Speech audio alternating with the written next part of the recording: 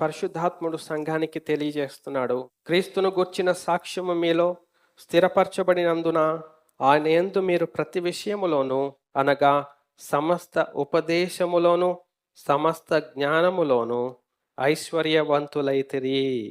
ఐశ్వర్యవంతులు అయితిరి. మనము దేవుని యందు ఆ రక్షణ జ్ఞానమునందు దేవుని వాక్యమందు మనం ఐశ్వర్యవంతులం అవ్వాలి. అంటే బాగా సంపాదించాలి. మనం ఏం సంపాదించాలి? రక్షణ జ్ఞానమును సంపాదించాలి. బాగా నింపుకుంటా ఉండాలి మన హృదయాన్ని రక్షణ జ్ఞానముతో. సర్వ సంపదలు ఆ క్రీస్తు యేసునందు గుప్తములై ఉన్నాయి. కాబట్టి ఆయనలో నుండి మనం ఐశ్వర్యవంతులం కావాలి.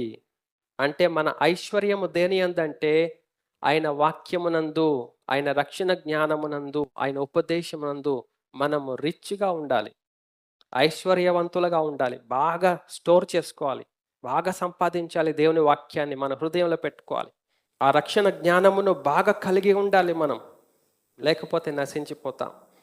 అది మనం కలిగి ఉండాలండి. లోకములో ధనవంతులైతే ఆశీర్వాదం కాదు, పేదవారైతే శాపము కాదు. ఆర్థిక స్థితిగతులతో దేవునికి ఏమీ సంబంధం లేదండి.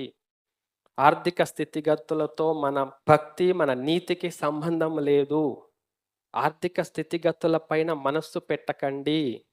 ఆర్థిక స్థితిగతులు ఏమాత్రం కొల పరిమాణం కాదు. మన రక్షణకు ఏమాత్రము రెండు సమానం కాదు. ఎక్కడ లేదండి. యేసయ్య చెప్పలేదు, దేవుని వాక్యములు లేదు. కానీ నేడు గొప్ప గొప్ప దైవజనులు, దేవుని సేవకులు చెప్తున్నారు, సాతానుకి అమ్ముడుపోయి రక్షణను నిర్లక్ష్యం చేస్తూ ఈ లోకములో సంపాదించడము, ఆర్థిక స్థితిగతులు బాగవటం అది ఆశీర్వాదం కాదండి. అది పనికి మాలిన దుర్బోధలు, అబద్ధ సువార్తలు నేడు మనం వింటా ఉన్నాం. అలాంటివి మనం మనస్కరించకూడదు, మనస్సు వాటిపైన పెట్టకూడదు. అవి సాతాను యొక్క గూఢమైన సంగతులు, దుర్బోధ, విగ్రహానికి సంబంధించినవి, లోకానికి సంబంధించినవి, ఆహారానికి సంబంధించినవి, ఈ లోకములో కన్నులకు కనపడే వాటికి సంబంధించినవి, విశ్వాసానికి సంబంధించినవి కాదు, ఆత్మీయ స్థితికి సంబంధించినది కాదు. ఈ లోకమును సంబంధించినవి. ఈ లోకము దాని ఆశలతో కూడా గతించును. మనం కూడా ఉంటే గతించిపోతాం. కాబట్టి ప్రభువుని ప్రేమించి ఆయన వైపు తిరిగి ఆయన కట్టుకున్నట్లయితే, ఆయన గట్టిగా పట్టుకుంటేనే మనము రక్షించబడతామండి. కాబట్టి మనం ప్రభువునందు ఐశ్వర్యవంతులం కావాలి. ఈ లోకంలో ఆస్తిపాస్తుల యందు కాదు. రక్షణ పొందువారు కొద్దివారేనా? ప్రభు అన్నారు, ఆ కొద్ది వారిలో మీరు ఉండటానికి పోరాడండి.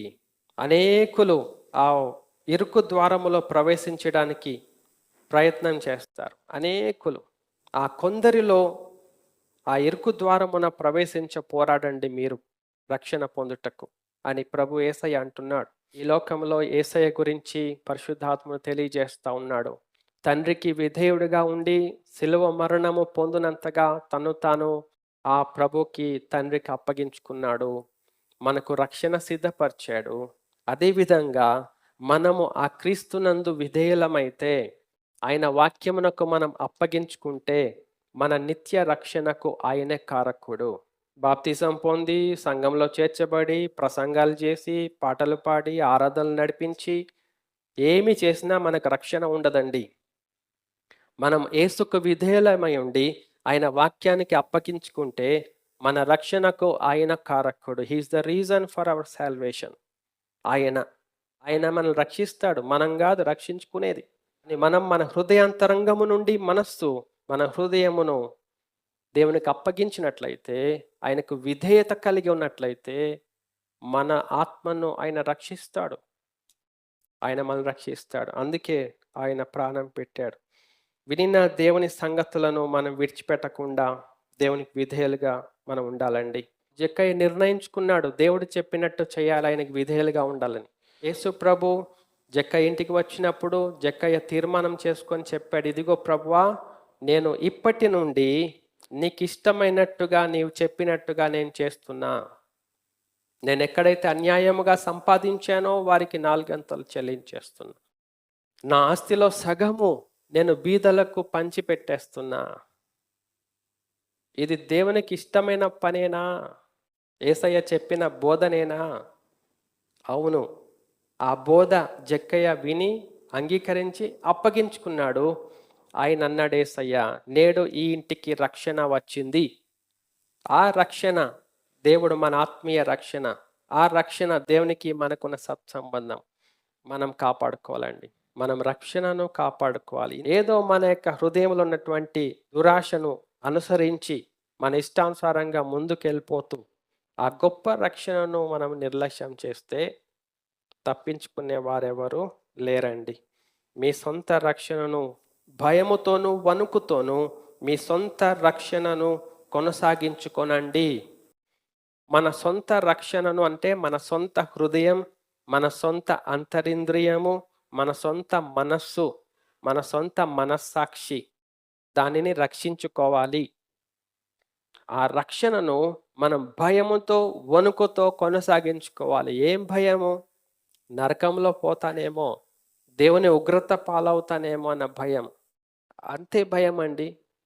ఇక్కడ కాదు, అయ్యో రోగం వచ్చేస్తుందేమో, యాక్సిడెంట్ అయిపోతేమో, నశించిపోతానేమో, జబ్బులు వచ్చేస్తాయేమో, ఆ భయాలు కాదండి. మనం చనిపోయినాక మన ఆత్మ నరకములో వేయబడుతుంది. దానికే మీరు భయపడినాడు యేసయ్య.